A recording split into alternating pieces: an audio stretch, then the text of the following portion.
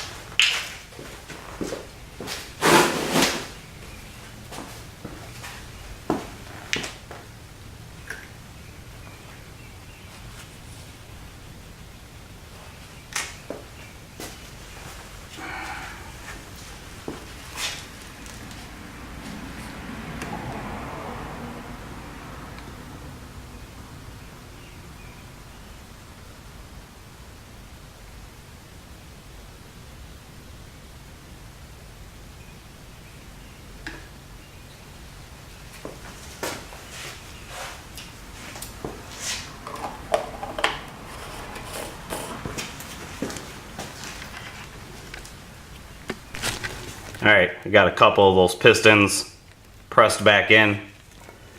I like to just get a little bit of silicone around the pistons to provide a little bit of lubrication. And I just squeeze the pistons back in with the robo grips. But probably actually just push these back in by hand. So I gotta flip this over and do the other side. Got 4 pistons on there. Alright, got the other side pushed in.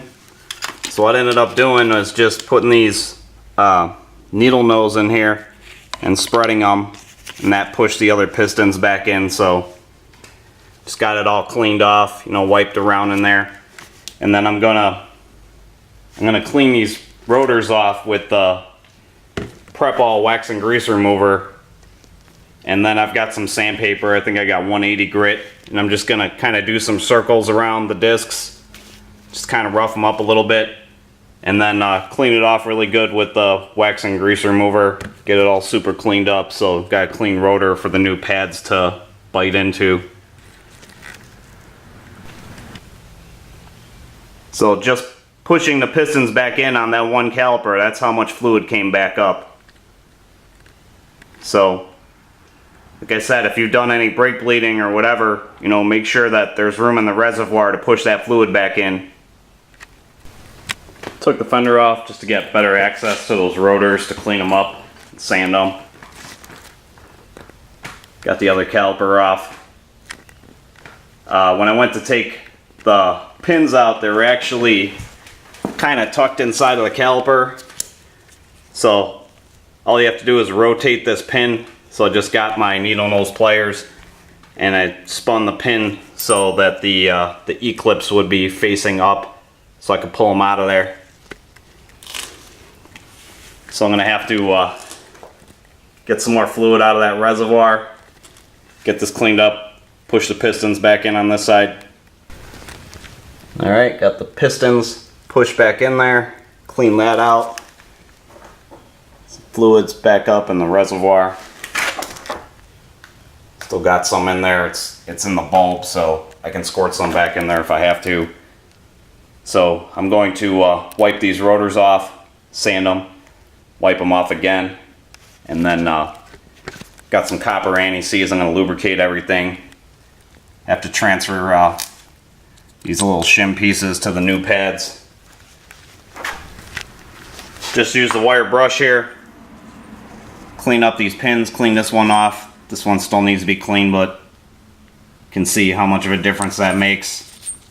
Make it a lot easier for those pads to slide on here. So clean this up with the Prep All wax and grease remover. That'll be ready to be lubricated. Getting all the pieces cleaned up. Ran a wire brush over, all the hardware. If you don't have a wire wheel, just grab a wire brush, clean this stuff off. Just use some super clean, some of that liquid wrench to get this stuff cleaned up. So, like I said before, I'm going to have to clean the discs off. Like, you want to clean the disc first because you want to get whatever pad material is left over on there off of there. Then you want to sand it just to rough it up a little bit. And then you want to clean it after sanding it because you don't want any debris on that disc to interfere with the new pad. So, it's going to be, this is probably the most time consuming part of doing this, just getting everything cleaned up and, take your time and do it right. Definitely want your brakes to work. So when you go to clean these rotors off, you want to use 2 towels. It's pretty much like cleaning anything, just like cleaning a car, doing detail stuff or whatever. So what I like to do is saturate my wiping towel.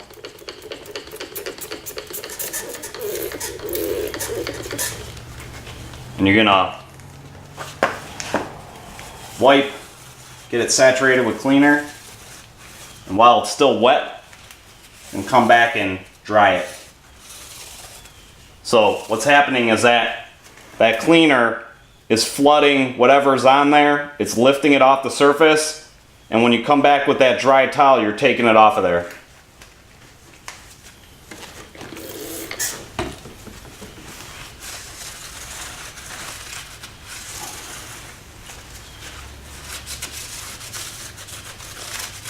So I'll have to do both sides, front and back.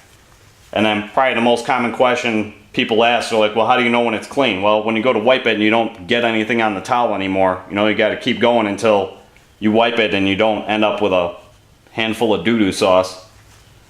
So it's going to take some time, but take your time, get it really nice and clean. Be that much better. Alright, so I got the disc cleaned off, front and back. This is a piece of 220 sandpaper. So on the inside and the outside, I'm just going to just want to rough it up.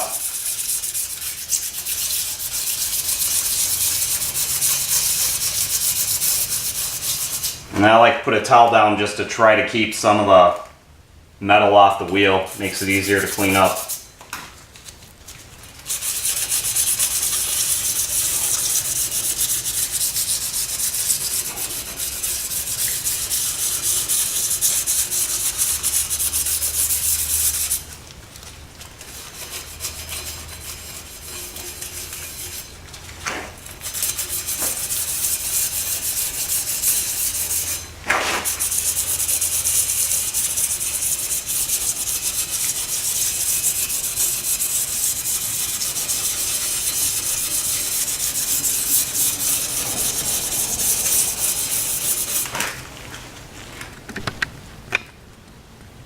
Alright, got it all sanded front and back. And then what I like to do is to just take a clean towel and just wipe it.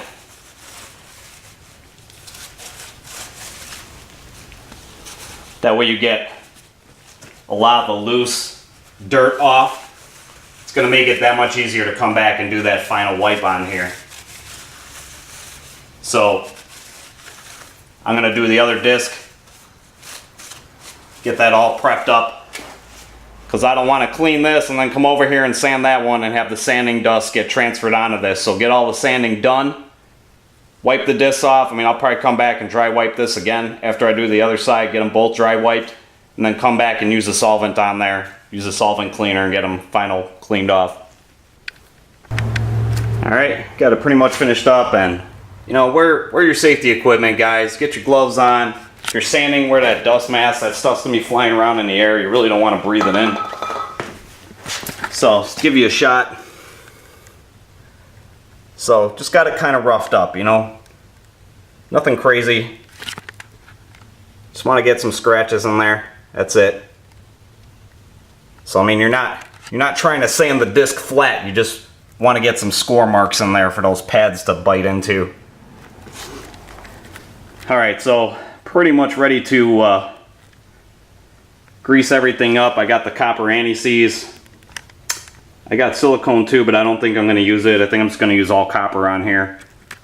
So I'm going to get these, get the new pads busted out, start lubricating everything, slap these things back together.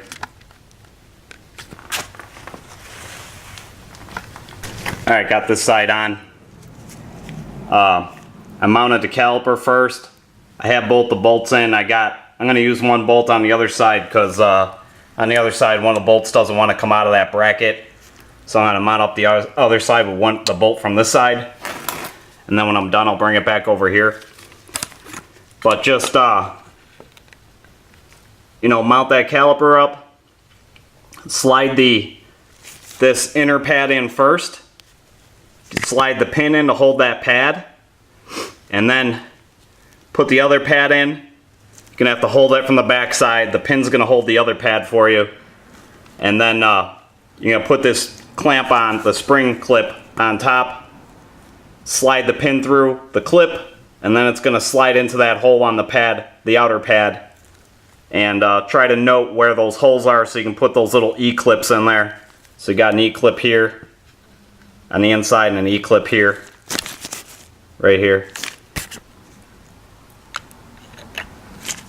So on the other side, I took a wire brush and just cleaned inside of here.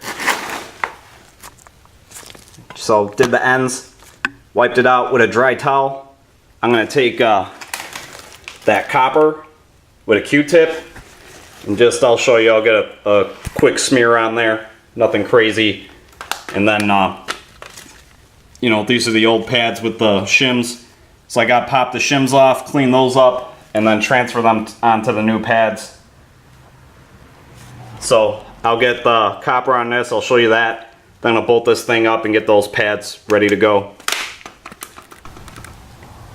It's got some of that copper anti-seize, use the little ear swab. It's got both sides. You know, just get a thin coat on there. You don't have to go crazy. Just get something on there. So I'll have to get those shims off and clean them up, transfer them onto the new pads next. Got the shims cleaned off. Very thin coat of the copper on there. I have to put them on the back of each pad. And then you might have to use a hammer to make sure you want them totally flush. Make sure you double check that, make sure they're sitting totally flat or you're gonna have trouble getting them in there. And then that spring clip, just got some copper anti-seize on there as well, where that pin's gonna slide. So I've got the pin, the E-clips, so I'm ready to put these on. Alright, got the shims installed. Like I said, just real gently tap them down with a hammer, make sure they're sitting flush on there. Should be all good. The spring has an arrow on it. That arrow is supposed to point in the direction of the wheel rotation. So it's going to go on there like this. It's going to point up. Alright, right there, see it at the bottom. Alright, there it is. Make sure that hump on the clip is facing outwards, because if you get the clip flipped around, you're obviously not going to be able to get it on there. It's going to be really frustrating. I know from experience. So anyways, get that pin started. Do that inner pad first. Slide your outer pad on, and the pin's going to hold the inner pad. You're going to have to hold the outer pad with your hand. Get that spring on there, and then start sliding the pin through. And then when you go to put the pin in, make sure those holes are kind of where they need to be too. It's easier to do that when you're feeding the pin in. And then it's pretty tight, so it's going to be kind of hard to see, but you'll be able to see the holes. Get those E-clips in there. So that's that. Now, like I said, this bolt's stuck in here, so I'm going to transfer this bolt back to the other side, finish mounting this up. Alright, I got both sides tightened down, 12 millimeter. Got the 8 millimeter bolts back on both sides to hold the brake hose. So the last thing I want to do is I'm going to get it off the rear stand. I'm going to back it up and just inspect the rotor, because I did have the anti-seize on here, so some of it might have gotten on the rotor trying to mount everything up. So I'm going to back the bike up, inspect the rotors, and then you know, be pulling the brake lever. Right now I don't want to pull the brake lever because I don't want the pad squishing up against any kind of anti-seize that might be on there. So get that checked out first. Alright, got it off the rear stand, backed it up. Just gave it a little courtesy wipe with the dry towel on both of the rotors. So pretty much ready to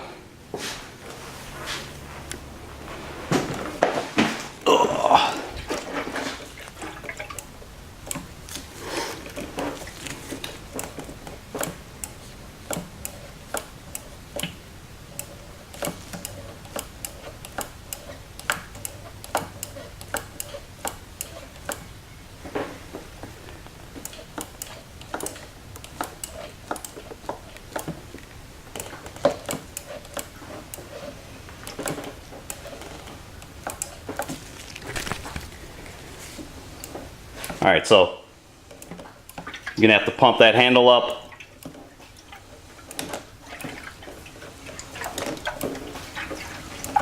So last thing I'm going to have to do is fill that reservoir back up. But it feels good. Lots of bite too. It's nice. They're not even bedded in and they're biting. Nice. Alright, so I've got to top that off. Get that clamp back on there, get that screwed down, and probably going to clean off that fender, give a little wipe down and mount that thing back up. And there's the old pads. They're getting there.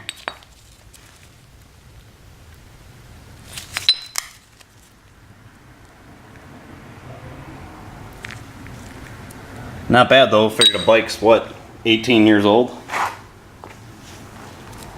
sure these are original. Still see the little bit of copper on there. Alright, getting there. Got the mounting bolts cleaned up with that wire wheel.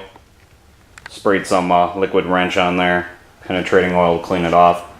And I thought, you know, might as well clean this thing up. So cleaned it off with the final inspection. Got all the loose dirt off of there. And I just put a coat of this McGuire's black wax on there. So I'm gonna let that haze up, knock that off with a microfiber towel, and get it mounted back up there. All right, got that black wax wiped off of there. Wipe the bike off with the Ultimate Quick Detailer. Got it cleaned up. Fender looks great. So all I gotta do is bed the pads in now. So that's the other thing too, like, it's kind of why I did the back brakes first. I don't know about doing all the brakes at the same time, you know. At least now my back brakes are, the pads are bedded to the rotor, so they're gonna bite a little bit better. So it'll come in handy trying to bed in the front pads. So there it is. Hope that helped you guys out. It's actually a pretty easy job swapping the pads out. You know, it's just time consuming, cleaning everything, and then, you know, make sure you get the right cleaners. Pick up some of that wax and grease remover, the Prep All stuff's really good. Alright guys, if you liked the video, give me a thumbs up. Hit that subscribe button. I'll see you guys in the next one.